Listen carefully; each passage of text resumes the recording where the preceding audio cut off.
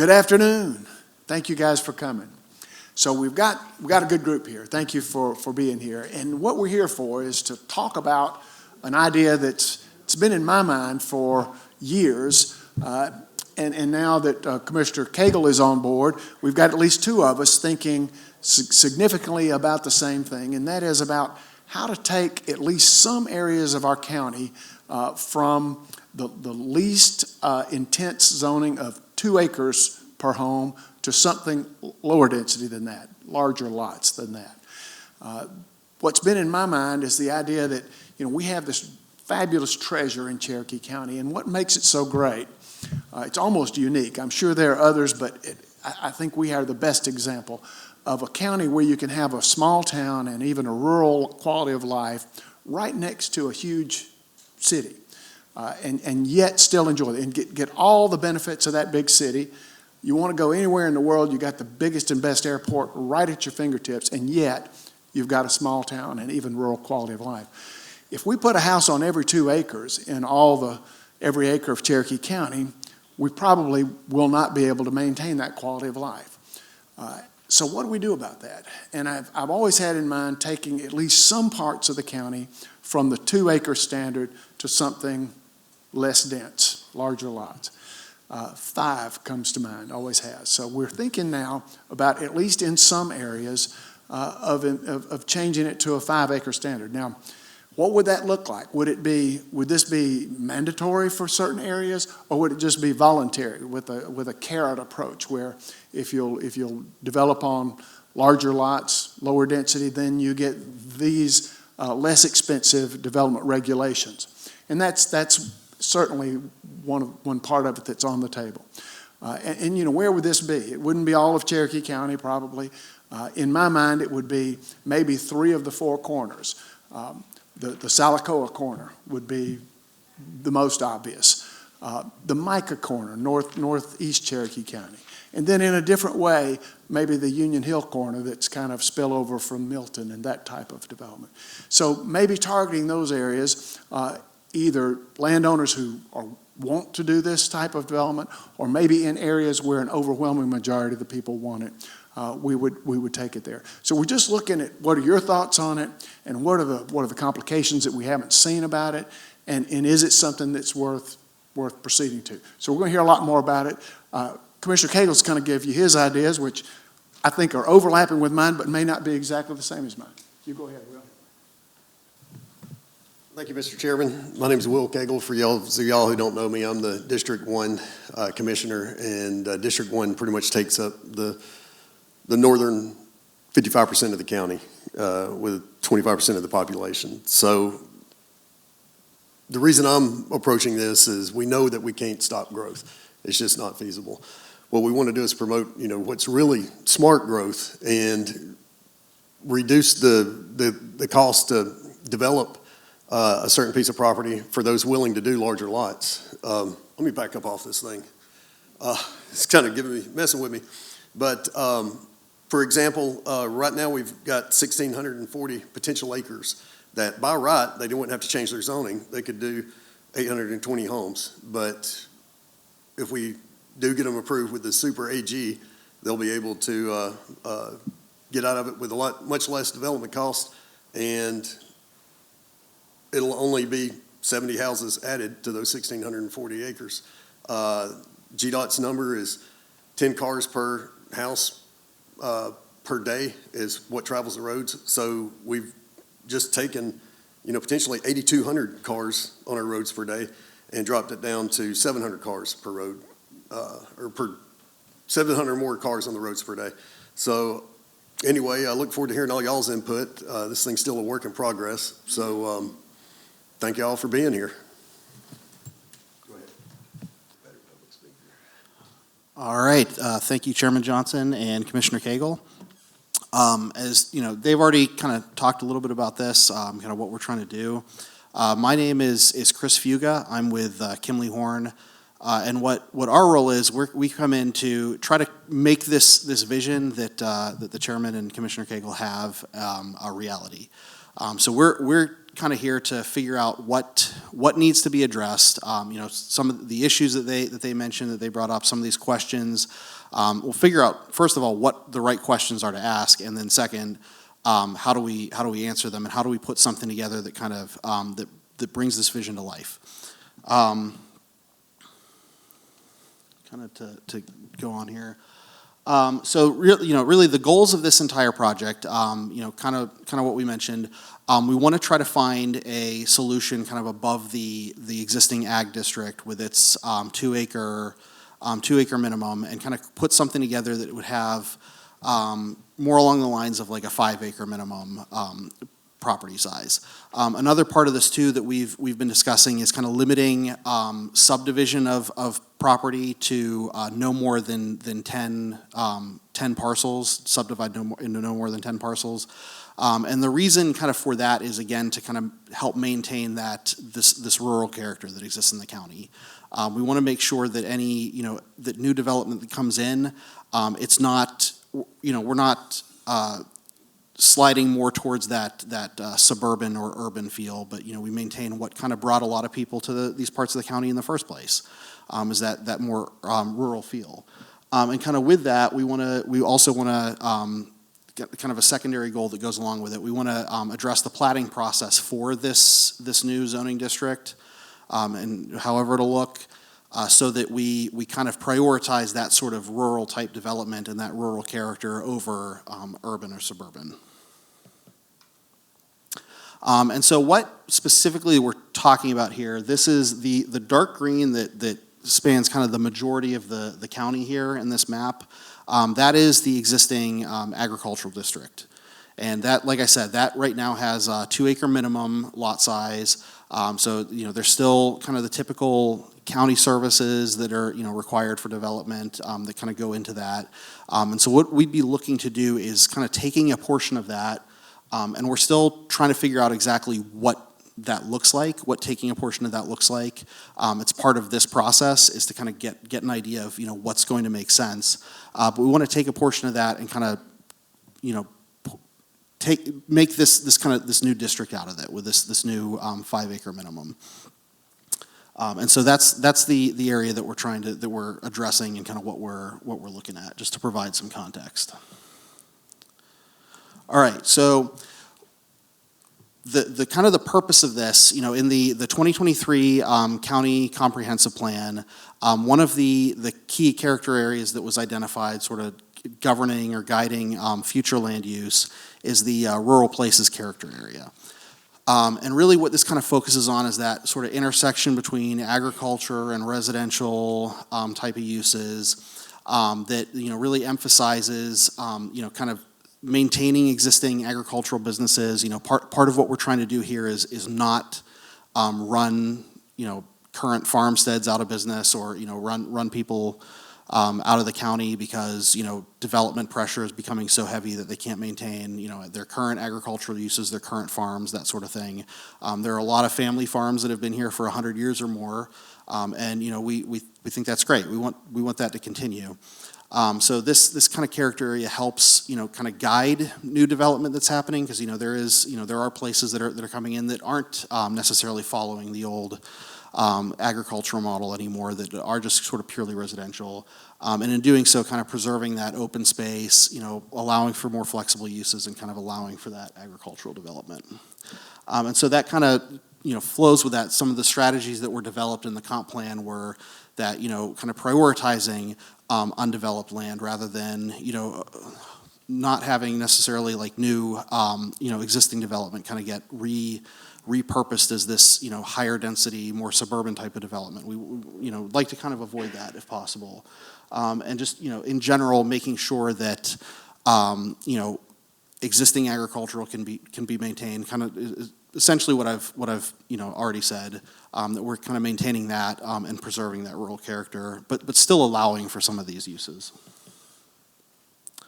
All right, so some of the key issues that we've kind of already identified, and really like I guess the reason you could say that this has come about, that we're looking into this.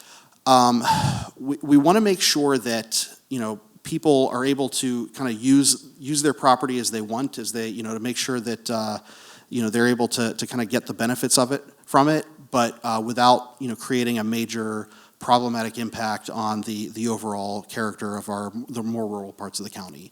Because, there are instances where, people are wanting to sell off, existing property. They may own a few hundred acres, or 100 acres, and they want to sell off, some of that or all of that. It was an operating farm. They're not interested in keeping it up anymore, for example. But it may be difficult because, to be able to sell it off and, be, used in any way, a lot of cases it either has to be, the developers who come in or anyone who comes in to purchase the property, if they want to develop it, they kind of have to follow current standards or, offer current required services, which, either means just not developing the property or not buying it because they won't be able to develop enough to make that cost worth it, or it would mean having to build a higher density development in order to make the infrastructure cost, make sure that the juice is worth the squeeze. So, it's kind of a challenge that we're facing. Along with that too, there are a number of families who currently, own a great deal of property, and they want to give parts of that to their kids or to their grandchildren, and hand down, 2 or 3 acre piece here, however large an area of land, a plot of land, down to their kids.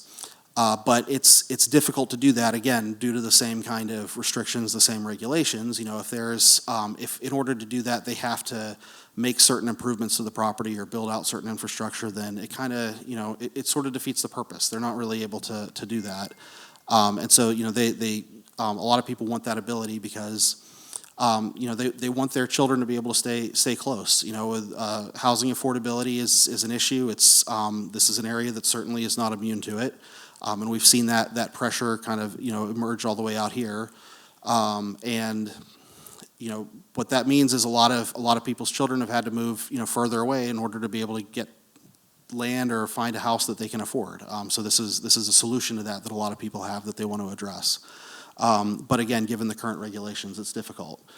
There are also a number of developers who really are interested in building more of that rural character, kind of large lot development. And again, it's hard to make the financials work, as I mentioned here also, just that financial burden of trying to meet a platting process that's geared more towards suburban or urban. All right, so I guess some of the issues that have come up are kind of what we're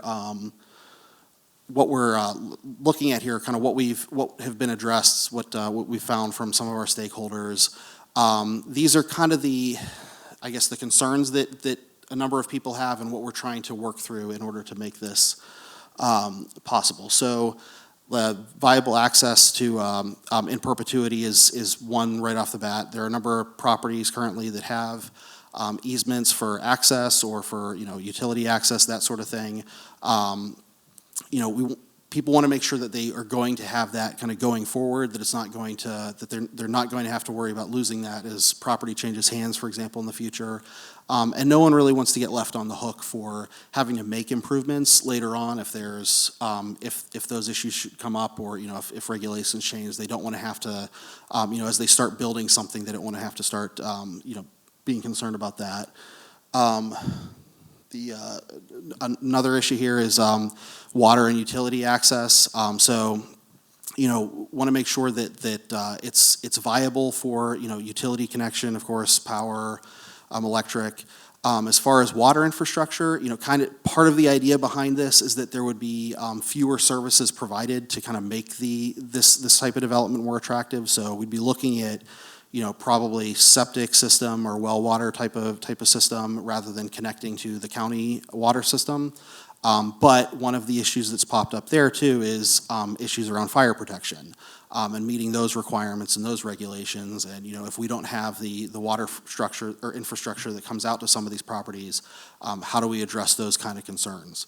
And so that's something that we're trying to take into consideration and address as well to still meet those needs. And then, kind of a next concern still related to water is stormwater issues. If there's, a development that's on one of these large lots, but it's a relatively smaller home, people mainly are just using it because they want to have this nice big stretch of land, may not be as much of an issue. But if, people come in and start building, giant houses on these properties or, a whole bunch of different buildings, that kind of thing, there is a concern about stormwater issues and the runoff that will generate because of just how much of that surface is taken up by these uses. And we certainly don't want to create a huge problem downstream for neighbors and, with the, flooding issues and that kind of thing. And so, like I said, really just to kind of this last point really sort of summarizes the whole challenge. We want to make sure that we have some room for this kind of development to happen, for this sort of smaller scale, large lot residential to happen, without compromising, the public good and kind of what the people of the county, what you want to see happen in these areas. All right, so these are kind of the issues that we're trying to look to explore, and this is really what we have. We have, boards set out in the back later to kind of look at, and really, during our Q&A portion, kind of the feedback that we want to get from you. The answers that we really are trying to address at this stage to kind of keep moving forward is, first of all, where do we want to see this happen? What parts of the ag district is this going to make the most sense? Do we want to see it apply everywhere, or just, are there certain segments where it's going to make particular sense? We want to make sure that we're understanding kind of what the utility, what the stormwater needs are for people who already kind of live out in some of these areas, for example, and what we're going to need to be concerned about, what we'll need to address, and really just sort of what the overall needs are. So, like I said, that's really why we're here today, is to kind of look at some of these concerns. And kind of get to the bottom of what it is that we, how we want this type of district to look going forward.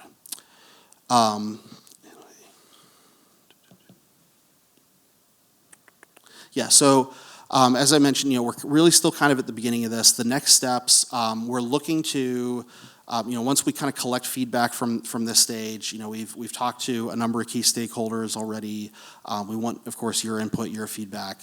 What we'll do is kind of use this. We'll look at some other areas, comparison areas, and we actually have a few that it's not a comprehensive list, but like a few that we've been taking a look at so far.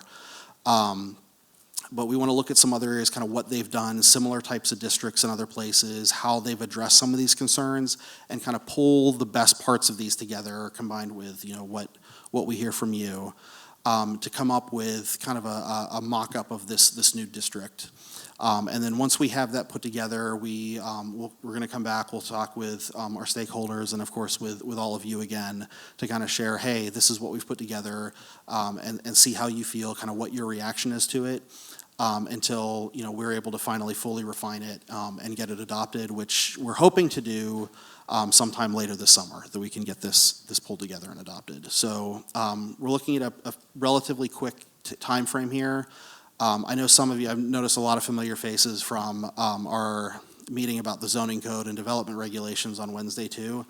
We kind of mentioned it there a little bit, but this is sort of running concurrently, but also in advance of that update as well. So this is kind of like the sort of the first part of this. We want to put this together, kind of get this new district together as kind of front running the code update.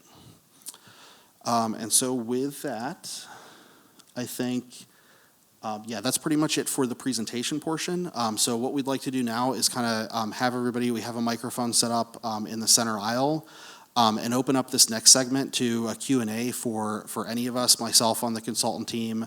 I'm also joined by, I should have introduced him at the beginning, John Tooley, also from Kimley Horn, is part of this team as well. And of course, if you have a question for Chairman Johnson or Commissioner Cagle as well.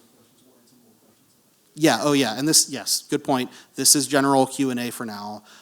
You also, once we wrap that up, we will still be back at the back of the room where the boards are set up for a good hour or so. If you have any questions one-on-one that you want to ask, or just, any other kind of information like that. Without further ado, if you want anybody who wants to line up at the mic is welcome to do so. I'd just like to commend you, Harry, you and Will for coming up with this concept, because I really think it has a lot of potential. But let me ask a question. If you're in a category called country estates, by what we call these characterizations we have of different parts of the county, that doesn't preclude this from being put in place, does it? It's not called ag in the sense that the more rural areas are, but it would still qualify under this concept. That's a question, and hopefully an accurate one. Would that? Oh, yeah, perfect. Would that be true? Yeah. Great question. So the question's about, the land use planning categories we have names like rural places, country estates. Is that the name of country? Yeah. So in my view, either of those would be the places where we would see this applied. Those are the green zones on the land use planning map, slightly different shades. Truth be told, they mean about the same thing to us. They're described a little bit differently, but currently they qualify for agricultural zoning, R80 zoning, which is 2-acre residential zoning, and that's about it. So that's what you see in those two. This is, in my view anyway, is not driven so much by the land use planning map, although it probably should be integrated to it. But I would say those two would be the places we would see this applied, country estates or rural places. Any other, is that your idea? No, you're good. Okay. Good question, thank you. Yeah, and just to clarify, I should have mentioned this at the top also, but yeah, just to clarify, the character areas are a little bit different from the actual zoning districts, in that the districts kind of specify like what you are, the requirements, the regulations you have to meet, what you're allowed to build or not. The character areas are, it was created as part of the comp planning process. It's more like, this is what we want to see in these areas going forward. And part of the goal is to make the code more closely align with that vision, what we want to see happen in those character areas. So that's part of this process too. Thank you. Lovely presentation. You referred in the presentation to the major stakeholders. Whom are defined by the major stakeholders? I'll take this one. All right. So the major stakeholders would be, your larger landowners, your utility companies, your power company, your water company, the fire department, county services, that kind of stuff. So I have a question about the transition from current ag zoned properties to this large residential lot. It could be argued that having a larger minimum subdivision could devalue that property. How do you encourage the transition to this new lot? I've heard one advantage, which is that the utilities might be considerations, and the details I couldn't gather, but there might be some considerations on utilities as you subdivide these lots. But do you know how you would encourage the transition, or would it be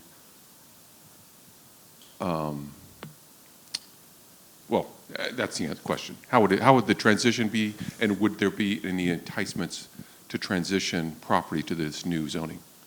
Yeah, great question. So it could take either of a couple of forms. One, and I think the one that Commissioner Cagle envisions, and for me, it certainly would be a first step, although I might go beyond this, would be voluntary. So a property owner and a would-be buyer, developer, would come to us and say, we would like to do large lot, 5-acre developments in exchange for your relaxed development standards. And those might take the form of, you don't have to pave roads. You could use gravel roads, for instance, would be one that's under consideration. Relaxed stormwater management requirements. So instead of full-blown detention ponds, there might be what are sometimes referred to as low-impact water management techniques to manage runoff. And of course, the idea would be you're not putting as much development on the land, so that the water management requirements would be less anyway. Others would be, and this one's a bit controversial. We're wrestling with this one pretty hard. If it's impractical from a financial standpoint to run fire service protection water service, big water lines to the site, we might waive that requirement for that. Now that one hurts me a bit, but that's one that's on the table as a consideration, because it is expensive, and if you're doing it for 20 homes instead of 200 homes, it becomes perhaps cost prohibitive. So that's one approach would be, and that, if you were going to do it that way, in my view, you don't really even have to call it a zoning district. It's a set of development standards for a certain type of development. In my view, I would like to go farther than that. I don't think we'll get far enough with that. But, I don't know if Commissioner Cagle's on board with that, and in the past, there has not been much support for going beyond that. Because as you say, you potentially do devalue the property, and you might be taking away a right that a property owner currently has. And that may or may not be legally or even politically sustainable. But I'm not, in my mind, ruling that completely out, particularly in areas where perhaps by poll or other means of questioning the neighbors, we found there was overwhelming support from most of the property owners. I might be willing to say, okay, in this area, let's make it required for all currently AG zoned property in this particular area. So, great question, and I don't know the answer.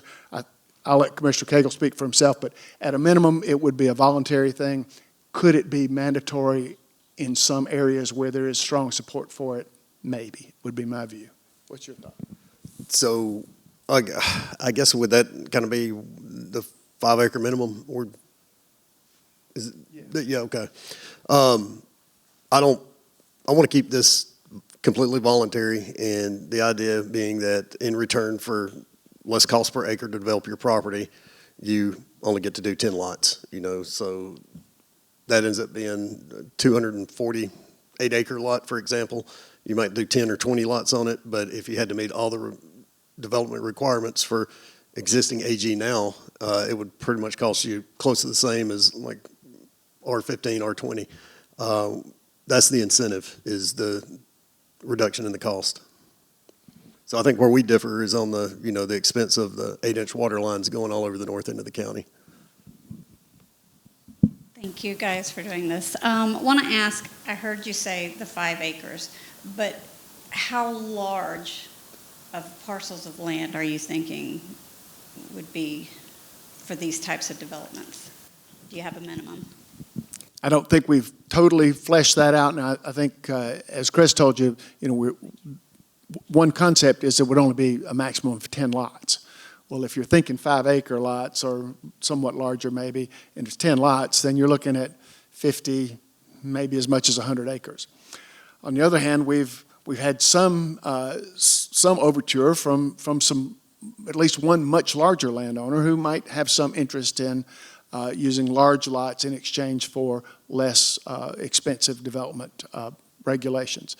So in my mind, I wouldn't rule it out. But the going-in concept is it would be limited to 10 lots, which would probably limit the size of the property involved to something in the 100-acre vicinity. What's your thought? That's my thoughts, too. Would a property owner with a lot of acreage, let's say 200 acres, be able to have multiple lots divided into what we're talking about today? Is the first question. And the maybe over time, right? Maybe they do 10 lots, see if it works, do 10 more. And the other question is, what options are we giving the developer with respect to the fire protection? Yeah, planners, give me a nod if I get this right and a shake if I get this wrong. But, currently you can only divide property once every 2 years. You got to wait 2 years. So if you divide a property, you got to wait 2 years to do it again. So I guess if somebody has a 500-acre property and they want to approach it this way, and they don't want to go more than, let's say, 10-acre lots, they might carve off 100 acres. They would have to wait 2 years. They could carve off another 100, carve off 2 years, and do another 100. I suppose that would be the scenario. And then that does, if that's the case, it begs the question of, is that really the best way to approach it? Maybe it is, maybe it isn't. One of the ideas is to keep the development small enough that they're sort of manageable, digestible, that it's not like some big master plan community happening all at once. That's I think, the concept behind the 10 lots at a time.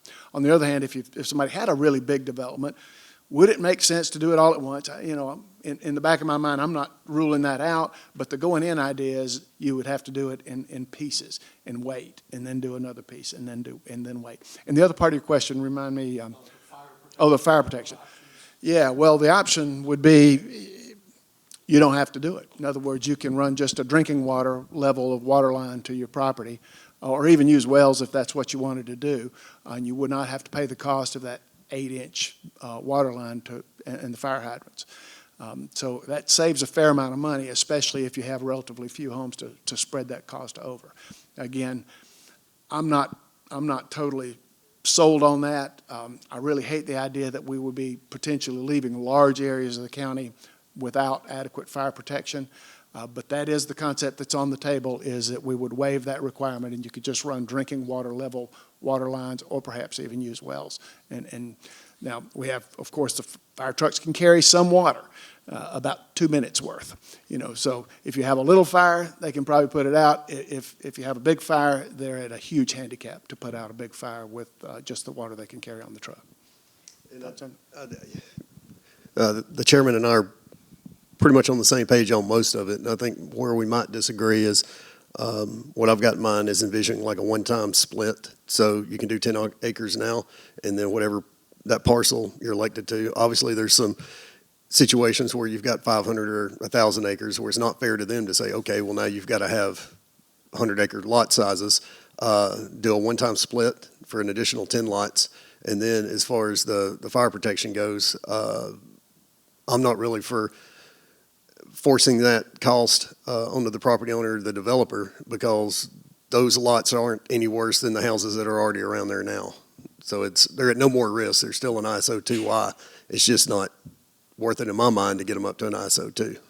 I was just going to mention that we started that discussion going just at lunchtime between the fire department and the water authority, and they're looking for other scenarios, just throwing everything out on the table and kind of seeing if there's some kind of sliding scale we could even develop. So there's to be determined, I think. If we have a lull, I'll explore that a little further with everybody, just and see if anybody has thoughts on this. In some counties, the water system is part of the county government, in which case the fire system is part of county government, the water system is part of county government. You get a unification of the drinking water supply and the fire service water delivery. In other words, it's all one package. In Cherokee County and some other counties, the water service is from an independent authority, not part of the county government per se. It's legally separate, totally separate, with the one exception being that the chairman of the Board of Commissioners serves as one of the 7 members of the Board of the Water Authority. So that's the only overlap between the two. They run the water authority as a business. They don't see themselves as being in the fire protection business. If they can do it and it costs them little to nothing, they provide it more or less as a courtesy, you might say. It's not the business that they're in. They're in the business of producing and selling drinking water, and then on the other side of the system, accepting and treating wastewater. So what the question in my mind then is, what would it take and would it be desirable to integrate the fire service and the drinking water delivery here? And what that would take would be money, because it's more expensive. It would take a more expensive system from a design standpoint, and it would take bigger pipelines than we put in some areas. Would the taxpayers be willing to bear that? And I don't know if they would, really. That's a hard question. And I don't know how much it would cost. I mean, there are many, many questions about it. And then how long would it take? Because not only is it a question of you have to have a bigger capacity water line, if you have a water line that's much bigger than the capacity that's needed for drinking water, the water goes stale in that water line. And so you have to flush it. You have to dump that water out on the ground every so often. Waste thousands, over the course of years, millions of gallons of water. So really what you need to do is design a system in a totally different way. So you have much more looped water lines so that the water never gets stale. It continues to move everywhere. Well, that just becomes a different type of system. It would take years to shift our system from where it is today to a system like that and cost significant amount of money. Would the taxpayers see enough benefit in the advantage of having fire protection water and a lower impact of development in rural areas to be willing to pay for that? I think some would say yes and some would say no, and it would be a hard call for us to make. Anyway, that's kind of where I am, and I've put that on the table with the folks at the Water Authority, and that's about as far as it's gone. What about just keeping stormwater on premises in case the fire truck gets there and there's a big fire? The water's already there instead of just running down the hill. I think you're asking about having a fire pond, and that's an option today. If somebody has a pond on the premises and is willing to put in, what do you call it, a dry tap? There's a name for it. Yeah, a dry hydrant that sucks the water out there. They can suck the water out of that pond. That's a viable solution today. Yes. Hey, can you speak a little bit more to who would maintain the gravel roads in these type developments, as well as the utility impact for service, because you'd have less density? So what we're exploring is these would be private roads, and they would be the responsibility of the HOA or, the up to 10 potential property owners. There's also going to have to be some kind of deed restriction in there where the county absolutely will not take them over until they're brought to county specs. I mean, that's just the only fair thing to do. How about the utility piece as well? For instance, power and utility. So with less density, there's going to be more cost to cost. Yeah, that would be the developer. I mean, I'm pretty sure it's the developer now in most situations. Like, I knew when I wanted to run underground power to my house, and it was 3,000 feet, so I had to pay a premium out of pocket to get that done. So it would be the property owner, the developer. Comment, John Bennett from over in Solicoa. Just make a comment that I commend the commissioners for moving forward with this. This is something I think we need to look at for a long time. And this area to try to preserve the rural nature of Cherokee County. What so many people love about it. It's a special place, Cherokee County is, and we have so little rural county left. And what we have, we need to try to preserve. So I think what they're trying to do with this is a step in the right direction, and I think it's very, very positive, and I hope Commission will get behind it and we have public support for it, and that our Board of Commissioners will find a way to make this work. Thank you. Thank you, John. And let me just mention something else that I've been working on, and that is to work with the cities on a plan that allows the cities to grow, but keeps the overall growth of the county at an acceptable level. And so how does that work? And I think most of us who don't live in the cities, respect that the cities are an important part of the city, of the county. We would like them to grow perhaps in a compact way. That is, we don't really want the cities to sprawl into the rural countryside. But we want the cities to thrive. I mean, I certainly view that the cities are integral to the success of the county. If they fail, then the county fails, at least in an important way. But an interesting thing that I found in talking with the mayors about this concept is they actually want us to control the growth in unincorporated areas.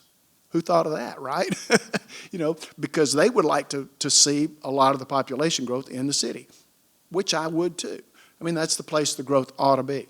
So this is kind of part of a plan that says, yes, put the growth in the cities.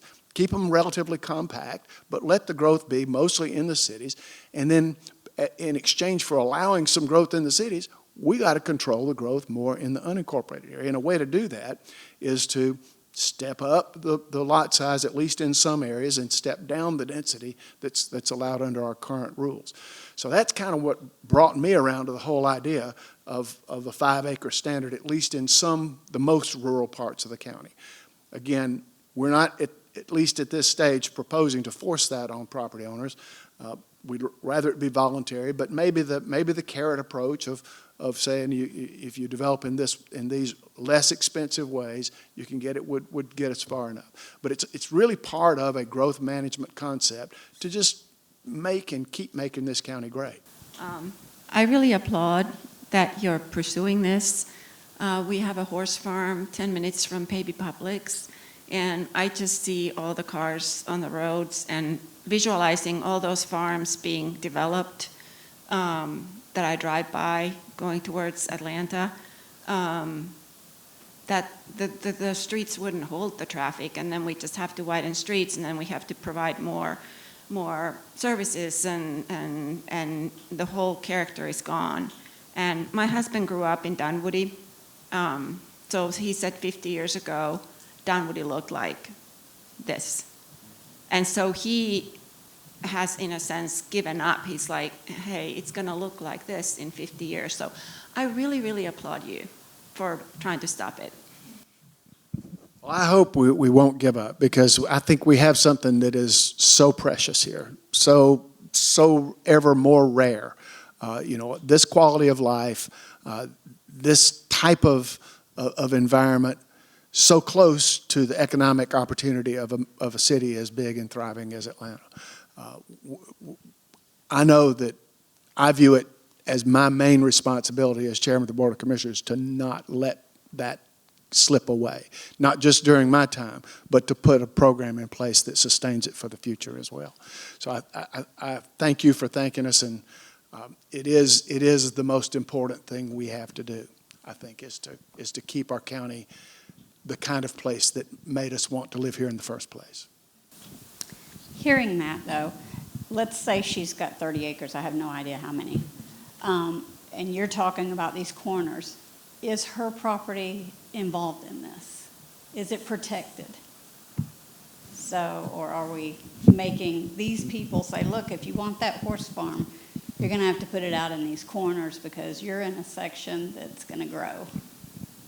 No, ma'am, this is just an additional option you can elect to go into. As it stands now, using her 30-acre horse farm as an example, she could by right do 15 houses on it, and it would be a much more stringent development requirement to make that happen. But if she was willing to do 6 5-acre lots, then she could do it a lot less expensive on the development side. And then the benefit to us is we've got 9 less houses in that area, which equates to 90 less cars on the road every day. So the 3 corners that I mentioned is just kind of in my head. As proposed, it could apply anywhere in the county where somebody is willing to go with 5-acre lots. They could get the relaxed development standards and save money. And so it would be that encouragement to do that everywhere. In my head, it works. The places to target would be there, but really it could be anywhere. So could you explain or expand a little more on the incentives for areas like that, or Union Hill, East Cherokee, where there are these opportunities where they have, 20 acres or 10-acre lots? What incentives, when they already have access to water, access to roads, things like that, what are some of the leverage or incentives that you can offer to those builders to go down that pathway and choose this zoning option, or possibly change their zoning option to this opportunity?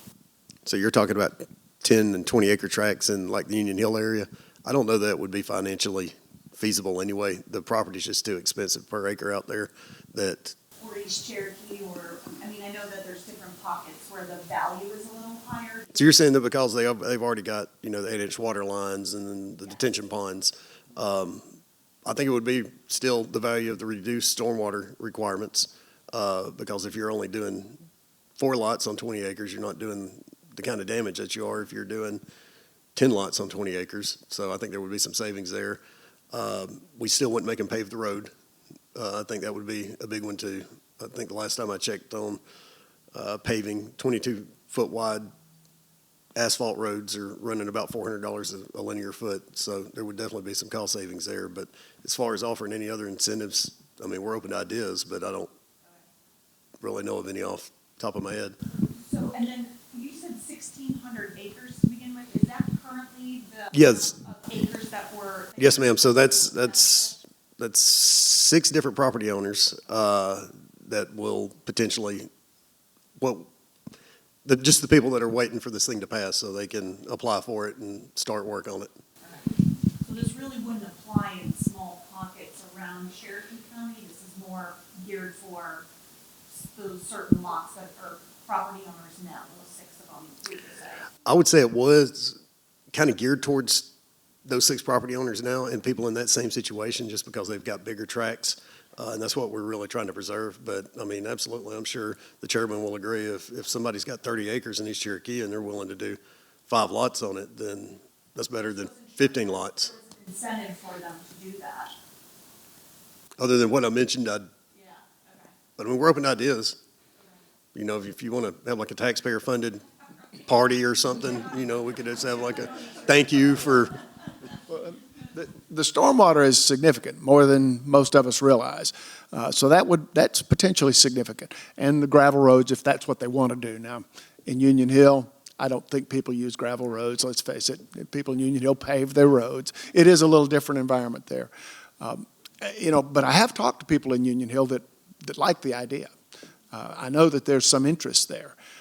Now, these are wealthy people who, you know, are not in it for the value of their land. They're in it because they love their land. And they would like the area around them to stay. And just as I think I've hinted, maybe said, if I could wave a magic wand and just do it, I would take all the AG property in Cherokee County and make it a 5-acre minimum going forward. Now, obviously, that doesn't fix everything that's already there. That would have to remain. But I don't have that magic wand, and there isn't the political support, and probably be some legal issues with that, too. I don't know if that would be sustainable in court. So too many questions for that. But that's where I think we should be. I wish we were there. And this is a tiny baby step in that direction is what it amounts to. Hey, could you speak a little bit about your thoughts around covenants for these properties, these 5-acre parcels? What type of covenants would be in place along with this zoning?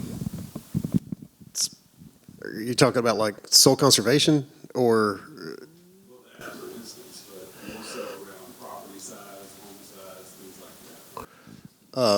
What myself and the chairman have initially kind of explored was no more than 25% developed, no more than 12.5% impervious. Is that kind of what you're asking? There's not really minimum home sizes other than that. You know, if you want to build a 1,500 square foot house on 140 acres, then by all means, that's what I have. So I'm not going to tell somebody they've got to build a bigger one.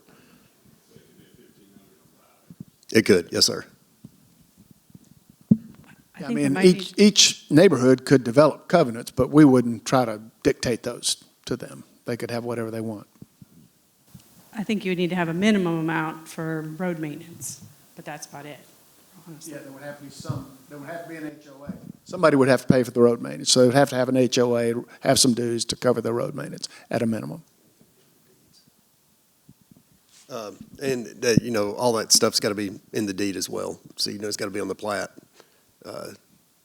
Just specifying that you do have to have an HOA and somebody has to be responsible for it, as well as we're not going to take it over until it meets county specs. Can you go over one more time how this would affect family land that would be willed to children? Yeah, that's really what started this, or at least one of the big driving factors is, you know, people were coming to us, older people who see themselves not being around much longer and want to divide their property among their heirs, and, you know, they want to create what amounts to a family compound, you know. George gets 5 acres here, Henrietta gets 10 over here, you know, and 3 or 4 others like that. And so our development regulations are so strict and so extensive that the cost of doing that is almost prohibitive. We would make them put in a real county quality road. We make them go through very extensive stormwater control procedures, detention ponds and so forth, even with homes on, you know, no smaller lots than 5 acres. And it seems crazy. Now, some of that is not, we don't totally locally control. So we're really trying to root our way to the bottom of what we can do on stormwater. How relaxed can we be? We can't waive it altogether. We know that, but we think we can be a good bit more relaxed. But yes, the dividing up of the family farm is one of the driving forces here, and to make that more feasible and more practical, really, because what better use is there? That's what we want to happen, is to have these family farms that are no longer financially viable as commercial farming to be used by those heirs in large tracts. And even when they pass on to unrelated owners someday, that they're on large semi-rural tracts. So that's part of what we're trying to do, is to make it easier to do that so that they're not driven basically to say, okay, well, I'm just going to sell out to a developer for a traditional subdivision, because that's what we don't want to happen to those farms. By the way, talking about farms, commercial farming in the county is mostly gone, let's face it. The land is just too valuable and wasn't that great for farming in the first place, was it really? It's kind of rocky and steep. Fortunately, we do have an influx of people who do what I sometimes call hobby farming. The hobby farmers don't much appreciate me calling it that. They're trying to make money on it, but they're not dependent on it for their lives. But still, thank God for those people who are using up some of this land in that positive way and keeping it all from going into the residential development market. So we need those people to be attracted here. And many of them like to do it on small parcels. They don't need 100 acres for what they do. 5 or 10 can get them started with raised beds or honey growing or many types of specialty farming. And we're very glad to have those people. Hey, my name's Sarah Bryan. We own the Bryan Family Farm in Waleska off 140. We basically specialize in mini animals. We're one of the biggest mini animal distributors in the country. We do mini Highland cows, mini horses, mini donkeys, mini pigs, mini goats, mini everything. And so there's been a huge trend since COVID of everybody moving out of the city, as we know. There's also been a massive trend to people wanting hobby farms, 5-10 acre hobby farms. Just what you were kind of talking about. Now, what do they want? They want too many cows, too many donkeys, and too many goats, and they want them all to be fluffy and super cute because they're their pasture ornaments. So one of the things that we've come across doing this for about 6 to 8 years in the county is we have people from all over the country, and they say, hey, we want these mini cows, and we want these mini donkeys, but we don't know how to go about buying 5 acres that's raw, getting the utilities, building the house, doing the fence. Hey, what kind of barn do I need? It's just too much for them to fathom on the development of that. So I applaud these commissioners, because whether or not we want to like it or not, growth is coming to all the areas that are rural in this county. And to be able to grow in a structured way, and to be able to grow in a way that's going to keep our county family-oriented, not rental homes, not apartments, not high-density housing, is going to make this county what it is from a traditional family farming standpoint. And like he was saying, not just about necessarily your big farms, but you have people wanting 2 horses. They want a little barn, and they want their pool and their 4-board fence and all those things. So I think this is going to allow developers to come in. I mean, we have a 200-plus acre tract on Salacoa, and we would want nothing more than to do 5 to 10 acre lots in a nice way. So we've been researching for the past 3 to 5 years Williamson County. It's a county that's south of Nashville. The Leapers Fork area is huge with this kind of development. Williamson County, I don't know if everybody knows about it, but it's where a lot of people live with a lot of money. And it's really done in a really nice way. And so I think that if hopefully the county can get this passed and it's done in a right way, I think this could be a gem for our county. And I think it would be something that, in 20 years down the road, we would say, wow, they were the forefront of this, and it really set this county apart from these other counties. If you look at Williamson and then you go north and you look north, there's a huge difference in quality of life, tradition, family, just in the Nashville area. I will say one of my concerns is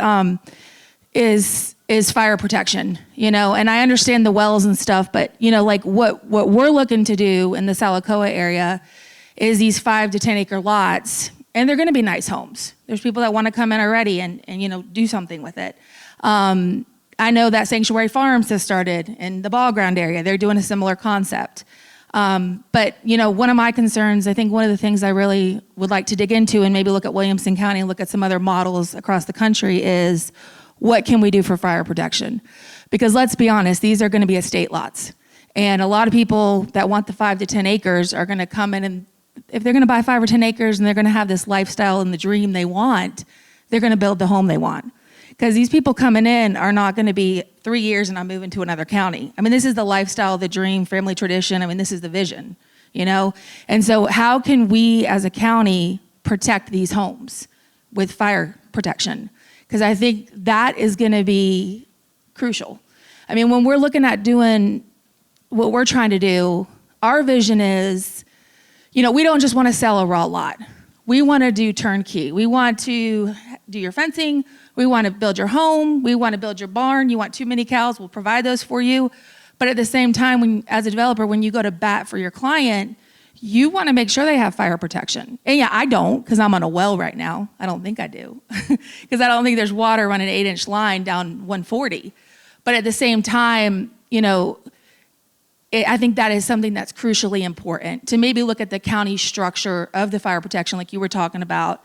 I know it's run as a business and all these things, but, as somebody coming in, being on the other side of the table, if I'm going to build $1 million home and have a 10-acre estate and have something really nice, I want to make sure that I'm protected.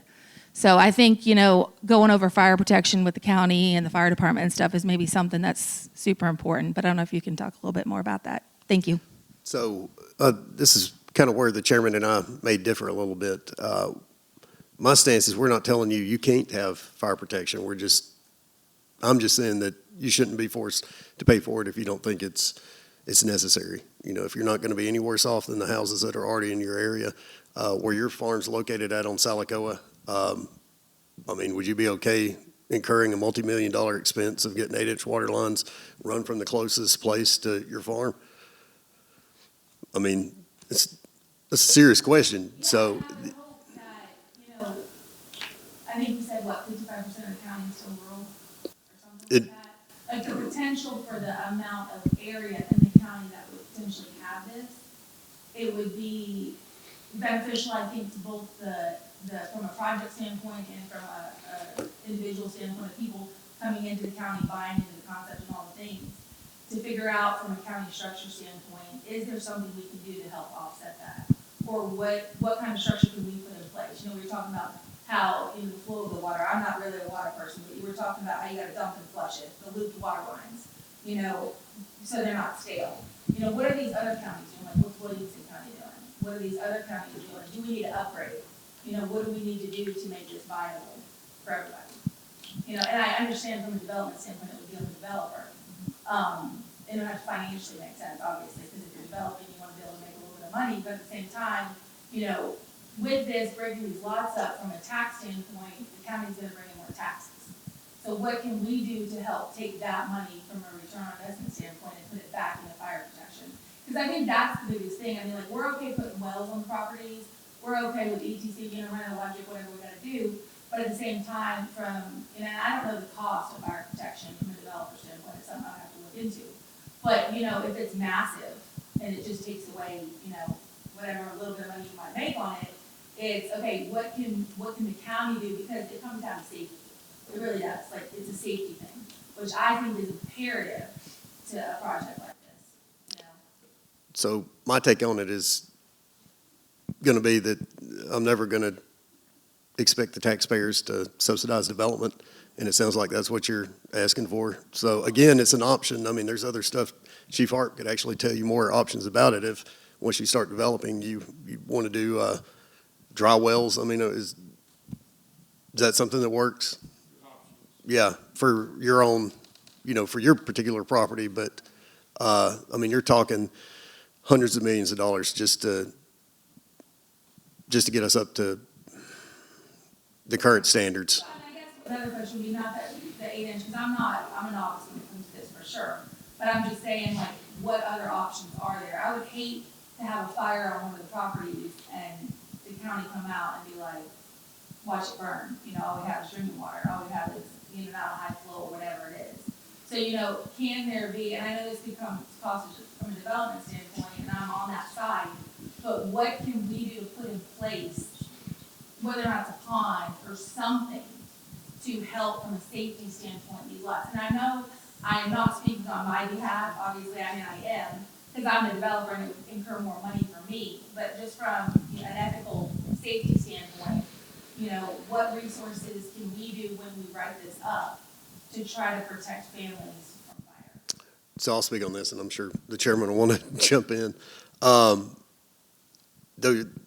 I've said before, the lots that you're putting in now, they're not going to be any worse than anybody else that lives out there. And when you move into a rural part of Cherokee County, like I knew when I moved down my driveway that's a mile long, the chances of the fire department ever actually getting there in time to put my, to save my house isn't going to happen. So there's a little bit of buyer beware there too in a lot of the areas of the county, and I just don't feel comfortable, getting the taxpayers to subsidize that kind of development.